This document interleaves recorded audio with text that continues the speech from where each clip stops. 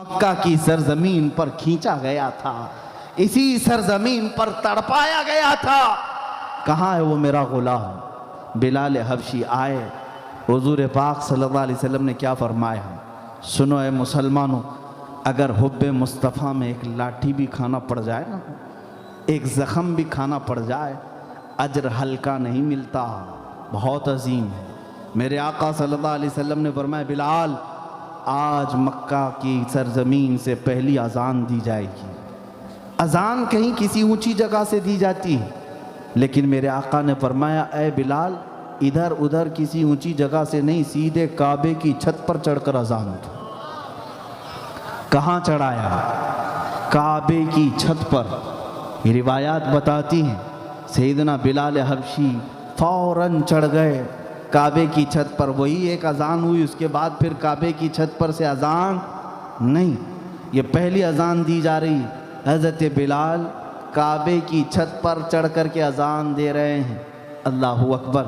बीच में एक बात मैं बता दूं, हज़रत बिलाल के मुतालिक जो शारहीन हैं, जो शाकान मुस्तफ़ा हैं, तशरीह करके ये बताते हैं कि चढ़ने के बाद उनको ये एहसास हुआ कि मदीने में रहता था तो काबे की तरफ मुँह करके अजान देता था, और अब काबे की छत पर चढ़ा हूँ,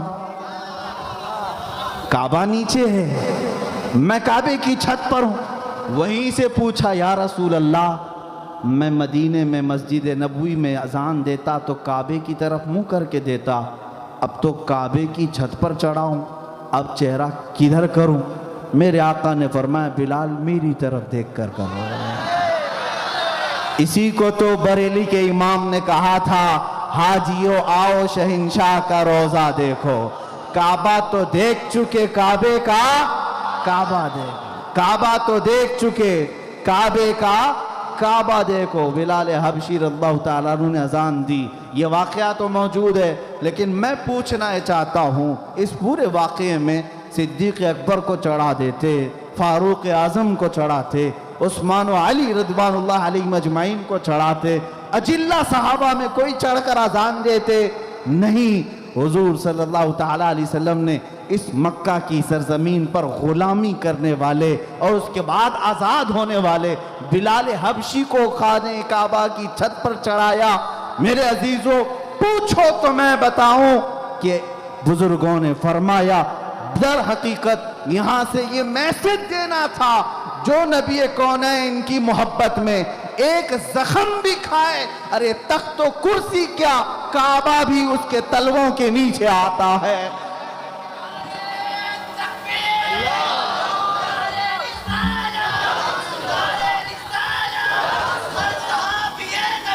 जन्नती जन्नती।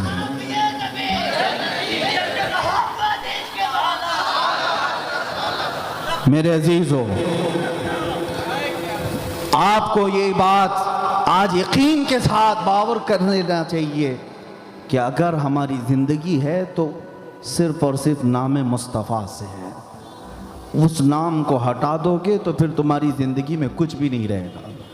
तुम्हारे चेहरे बेरौनक हैं, तुम्हारी ज़िंदगियाँ उजीरन हैं। उस नाम पाक में रूह है, हयात है, जान है।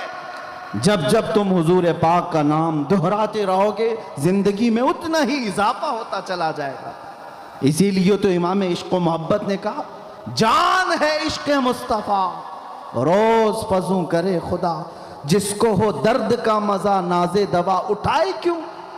और फिर मेरे इमाम अहले सुन्नत फाजिल बरेलवी ने हम गुलामों को ये बार बार समझाते हुए कहा कि हुजूर से वफादारी ऐसी करो, फिर के गली गली तबाह, ठोकरें सबकी खाई क्यों। फिर के गली गली तबाह, ठोकरें सबकी खाई क्यों। दिल को जो अक्ल दे खुदा, तेरी गली से जाए क्यों। उनके होकर रहो, हुजूर के दरबार के बन करके रहो, फिर दुनिया तुम्हारी क्या, तुम्हारी जूतियों की भी बोली नहीं लगा सकेगी, खरीद नहीं सकेगी। जानते हैं सहाबा को मक्का वालों ने पकड़ा भी। हज़रत खब्बाब एक सहाबी हैं, उनको मक्का वालों ने गिरफ्तार करके सूली पे चढ़ाया, उनकी नाक काटा, कान काटे, आँखों में से सलाइयाँ फेरी, नाखूनों को पकड़ से खींचा, होंठ काट दिए, सब कर लिया। और फिर बाद में ये कहा, ए खब्बाब, क्या ही अच्छा होता तुम्हारी जगह मोहम्मद होते और तुम आराम कर रहे होते सल्लल्लाहु अलैहि वसल्लम। हज़रत खब्बाब जिस्म के छलनी हो जाने के बाद भी जलाल में आते हैं, जालिमो, तुम कहते हो इस जगह मेरे नबी होते और मैं आराम कर रहा होता। कसम खुदा की, तुमने ये सब काट लिया, अभी मेरे जिस्म की 1000 बोटियां कर लो, ये मुझे गवारा है, लेकिन मेरे मुस्तफ़ा के कदमों में कांटा भी चुभ जाए, ये मुझे गवारा नहीं। ये वफादारी थी उन सहाबा की। ये रसूल पाक सल्लल्लाहु ताला अलैहि वसल्लम के शहदाई वफादारी का हक अदा करते थे। और उन्हीं सहाबा का यह हाल था मेरे अजीज़ों, जिनको दुनिया देख देख करके थक चुकी थी और ख़रीद ना सकी, न कैसर और किसरा उन्हें ख़रीदे। एक बार की बात है कि बड़े बड़े लोगों ने एक कासिद को भेजा, जाओ मोहम्मद सल्लल्लाहु अलैहि वसल्लम के साथी कैसर और किसरा को फतह करने की बात करते हैं, क्या ताकत है उनके पास। उर्वा बिन मसूद सख्फी एक शख्स आया कासिद बन करके हुजूर के ये दीवानों और फरजानों को देखने के लिए, इनके पास हथियार कितने, ताकतें कितनी हैं। वो तलाश करते रह गया, कोई हथियार और कोई बड़े असलहे नहीं मिले, लेकिन एक चीज़ मिली उसको। जो कासिद आया था उसे क्या चीज़ मिली? एक दिन वो देखता है मगरिब की अजान हो रही है, हुजूर पाक सल्लल्लाहु अलैहि वसल्लम वज़ू फरमा रहे हैं, सहाबा सब इर्द गिर्द हुजूर के जमा हैं और घेरे हुए हैं। और ये उर्वा बिन मसूद सख्फी कहता है, मैं करीब जा कर के देखा यार क्या हो रहा है। देखा तो मोहम्मद सल्लल्लाहु अलैहि वसल्लम वज़ू कर रहे हैं, और जब वो हाथ धोते हैं, कुल्ली करते हैं, नाक में पानी चढ़ाते हैं, चेहरा धोते हैं, तो वो उर्वा बिन मसूद कहता है मोहम्मद सल्लल्लाहु अलैहि वसल्लम के वज़ू का एक कतरा भी ज़मीन पर नहीं गिर रहा।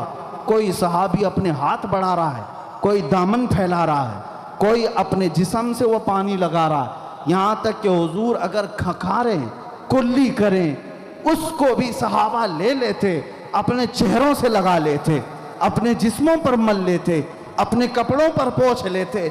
उर्वा बिन मसूद कहता है पूरा वज़ू हो गया, मैंने देखा एक कतरा भी पानी का ज़मीन पर नहीं गिरा। सब ये दीवानों ने, इन फरजानों ने अपने जिस्म पर मल लिया। वापस आकर के अपने आकाओं से कहा, ऐ लोगों, उनसे लड़ने का इरादा छोड़ दो। पूछा लोगों ने, क्या बहुत ताकत है उनके पास, बहुत असलहे हैं? उसने कहा नहीं, बहुत तलवारें, हथियार और असलहे तो नहीं, लेकिन मोहम्मद सल्लल्लाहु अलैहि वसल्लम ने ऐसे फरजानों की जमात तैयार की है जो कैसर और किसरा के पास भी नहीं। पूछा कैसे हैं वो कहता है, अरे वो ऐसे फरजाने हैं कि उस नबी के वजू का एक कतरा भी जमीन पर गिरने नहीं देते, हाथों में लेकर चेहरे से मल लेते हैं, जिस्मों पर लगा लेते हैं। तो जिनको मेरे मुस्तफ़ा हुजूर सल्लल्लाहु अलैहि वसल्लम के वजू के कतरे को गिरने देने का भी इतना बड़ा ख्याल है, वो उस मोहम्मद के खून का कतरा कब गिरने देंगे?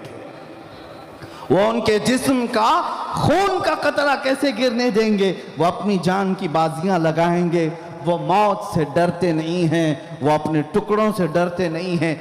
यही अज़्म, यही हौसला था जिसको इकबाल ने कहा था, आईने जवां मर्दां हक गोई व बेबाकी, अल्लाह के शेरों को आती नहीं रूबाही, शहादत है मतलूब व मकसूद मोमिन, न माले गनीमत न किश्वर कुशाई। अजीज़ा ने गिरामी वक़ार, सहाबा इकराम रिज़वानुल्लाह ताला अलैहिम अजमईन के ये वाक़यात जो मैंने बताए, इससे हमें ये दलील लेनी चाहिए, ये सबक लेनी चाहिए कि अगर हुजूर के हो कर के रहो तो हर ताकत को ज़ेर कर सकते हो, हर ताकत को ज़ेर कर सकते हो। और मेरे रब का ये वादा है, कान हक़्क़न अलैना नस्रुल मुमिनीन, अल्लाह फरमाते हमने अपने ऊपर लाजिम कर लिया है कि मदद करेंगे तो ईमान वालों की करेंगे। कुरान क्या कहता है? मदद करेंगे तो ईमान वालों की करेंगे। हमने पूछा ईमान किसे कहते हैं?